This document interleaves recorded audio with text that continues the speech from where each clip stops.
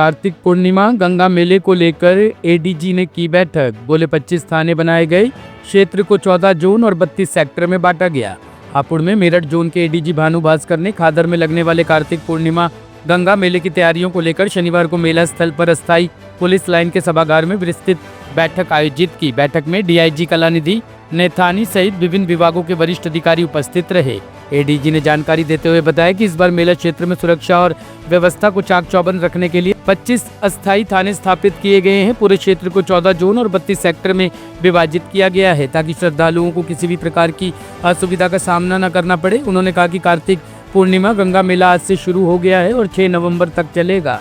इस दौरान हरियाणा, पंजाब, दिल्ली और पश्चिमी उत्तर प्रदेश के अनेक जिलों से लाखों श्रद्धालुओं के आने की संभावना है।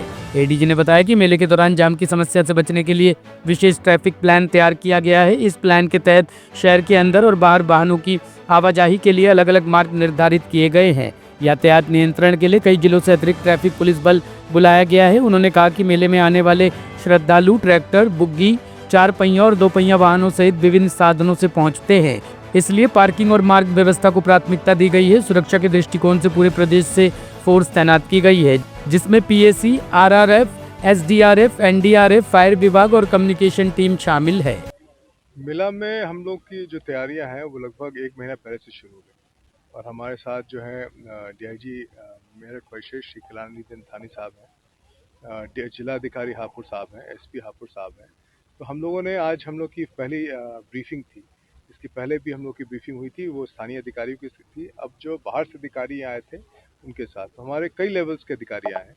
हमारे साथ एसपी अमरोहा भी यहाँ जुड़े हैं और साथ में एडिशनल एसपी रैंक के अधिकारी जो सुपर जोनल मजिस्ट्रेट रहेंगे और एडीएम रैंक के भी अधिकारी आए हैं। हमारे एसडीएम्स भी आए हैं, सीओ भी आए हैं, इंस्पेक्टर्स भी आए हैं। तो लगभग 25 थाना बने हैं, हमारे सेक्टर्स बने हैं 32 के आसपास और साथ में जोन्स बने हैं 14 के ऊपर। इस तरह से बंदोबस्त की गई है ताकि जो हमारा सबसे इम्पोर्टेंट बिंदु है पूरे मेला का वो है कि श्रद्धालुओं को एक सुखद अनुभूति देने का, सुखद अनुभव देने का उसकी तैयारी की जा रही है ताकि हमारा मेला जो लगभग आज से शुरू हो गया है और लगभग 6 तक चलेगा, तो उसमें सभी लोग जो आएंगे वो बहुत अलग अलग जगह से आएंगे, अलग प्रदेश से भी आएंगे।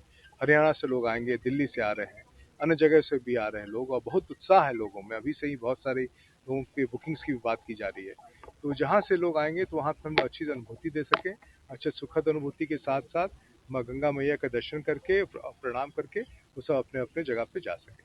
क्या चुनौती मानने हैं यहाँ पे? 2 चुनौती सबसे बड़ी रहती हैं। एक तो शराब माफिया सक्रिय हो जाते हैं, दूसरी चुनौती आती है जाम की, हर साल देखी जाती है। लोक व्यवस्था के संबंध की चुनौतियां हैं यहाँ पे और चुनौतियां जो है काफी इसलिए है क्योंकि पूरा शहर को बसाया जाता है यहाँ पे और बसाया जाता है, रूट को भी तैयार की जाती है, व्यवस्थाएं भी बनाई जाती हैं। इसी तरह से हमारी ट्रैफिक की भी बंदोबस्त रहती है। हमारे ट्रैफिक का भी यहाँ पे कई जिले से आते हैं। यहाँ पे जो नॉर्मल फ्लो है लगभग 10,000 गाड़ियों का है, लाख से ऊपर गाड़ियाँ हो जाती हैं, 2 लाख से ऊपर गाड़ियाँ हो जाती हैं, तो उनको भी व्यवस्थित ढंग से लाना होता है। कई जगह जो है लोग अपनी बुग्गियों से भी आते हैं, ट्रैक्टर से भी आते हैं, उनको भी बंदोबस्त करना होता है।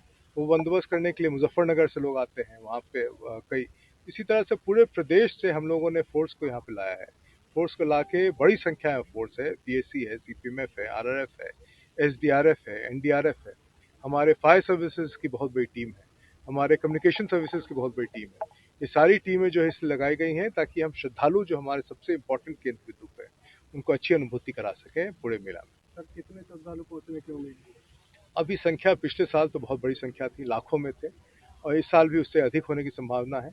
और जैसे जैसे मेला आएगा वैसे डेली आप लोगों को आंकड़े हम लोग देते रहेंगे। सर मेले में खुलेआम जुआ चलता है, इसके बारे में रोकथाम के लिए कुछ इस बार किया जाए? बहुत सारी टीमें बनाई गई हैं कहीं भी और लोगों को उसमें प्रचार प्रसार किया जा रहा है, जागरूक किया जा रहा है कि जिस श्रद्धा से मेला की जा रही है, जिस श्रद्धा से हम लोग गंगा माँ की उपासना करते हैं, उसी श्रद्धा से पूरा मेला है।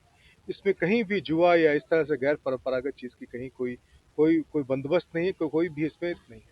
जहाँ भी ऐसी गतिविधियां पाई जाएंगी हमारी टीम है, कई उसमें सादे ड्रेसेस में है, कई वो है, उसमें सभी को किया जाएगा। साथ में हम लोग स्वयंसेवी संस्थानों को भी जागरूक किए हैं ताकि वो सब भी कोऑपरेट करें और कोऑपरेट करके लोगों के बीच में मैसेज करें कि जिस भावना से हम लोग मेला करा रहे हैं, जिस भावना से गंगा माँ की श्रद्धा होती है, उसी भावना से पूरी मेला को भी हम लोग करा सकते हैं। सर मेले में मिशन शक्ति 5 को लेकर क्या प्लानिंग है आपकी? मिशन शक्ति 5 के तहत जो है हम लोगों ने बहुत बृहद किया है। जिलाधिकारी साहब ने बहुत तैयारी की है, एसपी साहब ने बहुत तैयारी की है।